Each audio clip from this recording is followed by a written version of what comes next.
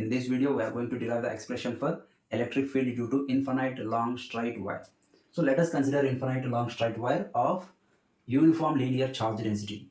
Uniform linear charge density means lambda. Lambda is equal to Q divided by L, ratio of charge to length. So uniform linear charge density means charge per unit length is same. For example, per 1 centimeter, the charge is, let us consider 1 microcoulomb. For the next centimeter also, charge is 1 microcoulomb, like that. So per unit length, the charge is same. Uniform charge linear charge density means. Let us consider a point P at some distance. Now we are going to derive the expression for electric field at this point due to this infinite long straight wire. Okay. So for this one, we have to choose the Gaussian surface. We are going to use the Gauss Law to derive the expression for electric field due to this wire. So that we are choosing Gaussian surface, cylindrical Gaussian surface.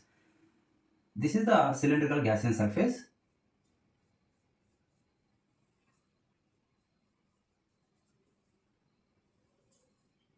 This Gaussian surface length is L and radius of the Gaussian surface is R. And Gaussian surface should pass through the point P. This is the Gaussian surface, like a cylindrical Gaussian surface. This is a wire. There is a Gaussian surface around the wire. Radius of the Gaussian surface is R. Okay, center of the Gaussian surface should coincide with the charged wire.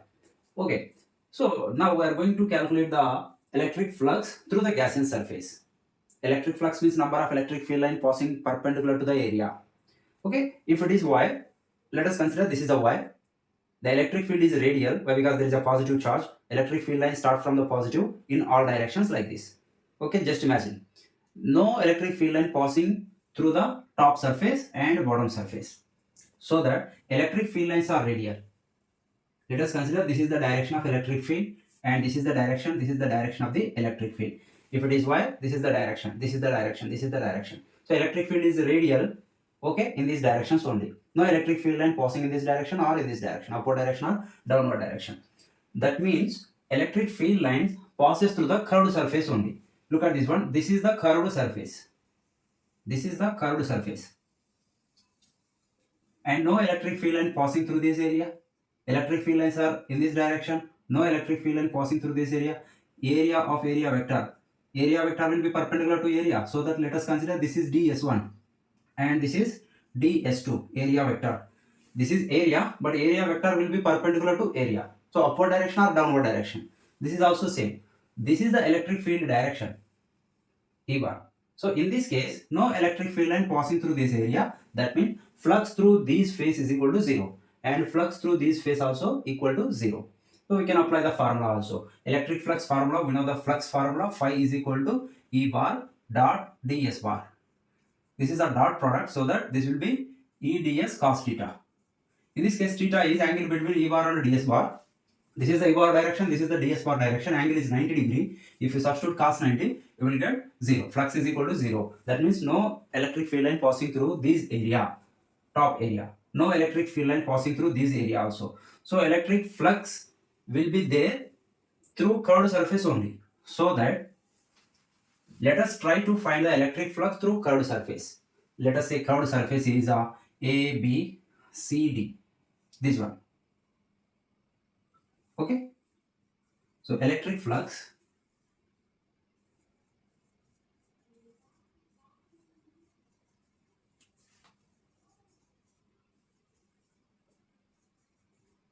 through curved surface A, B, C, D is phi E is equal to closed integral E bar dot ds bar. Okay, let us consider a small area ds. Try to find the electric flux through this area. Okay, so this is equal to, we are integrating around the surface. Yes, the surface integral, surface closed integral. So E bar dot ds bar is equal to E ds cos theta. This can be written as closed integral E ds cos theta.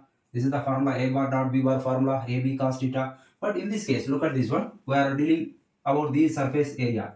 So in this case, this is the E bar direction and this is the ds bar direction. Okay, we are considering this is the round pipe. Just imagine this is the round pipe. We are considering surface area. This is the area vector. Area vector will be perpendicular to area. So ds bar e bar both are in same direction. So that in this case theta is equal to 0. So phi is equal to closed integral e ds cos 0 degree. Closed integral e into ds cos 0 1 cos 0 degree 1. This can be written as e into closed integral ds. If you integrate the ds value, if you add these type of small areas, we will get the total area. So that this can be written as E into S, where S is the surface area of the curved surface. Look at this one. This is the curved surface. Area of this curved surface is S. So curved surface area of the cylinder formula is S is equal to surface area of the cylinder 2 pi r l. Substitute the formula 2 pi r l. This is the phi value. Phi is equal to closed integral E bar dot ds bar is equal to E into 2 pi rl. Let us say this is equation number 1. According to Gauss law, flux equation is there. According to Gauss's law, closed integral E bar dot ds bar is equal to q by epsilon naught. Let us consider this is equation number 2. Compare equation number 1 and 2. Left hand sides are same. Closed integral E bar dot ds bar, closed integral E bar dot ds bar. Equate the right hand side. That is E into 2 pi rl is equal to right hand side of this equation q divided by epsilon naught. We want to find out the E value, so that E is equal to, take this term to the denominator. This will become q divided by epsilon into 2 pi rl. Okay. So E is equal to, we know that q by l is equal to lambda. Lambda is a surface charge density. Q by, instead of q by l, let us write lambda. Lambda divided by epsilon naught 2 pi r. Rearrange the equation 2 pi r epsilon naught. So this is the expression for intensity of electric field at point P due to infinite long wire. Thanks for watching. Subscribe my channel for more videos.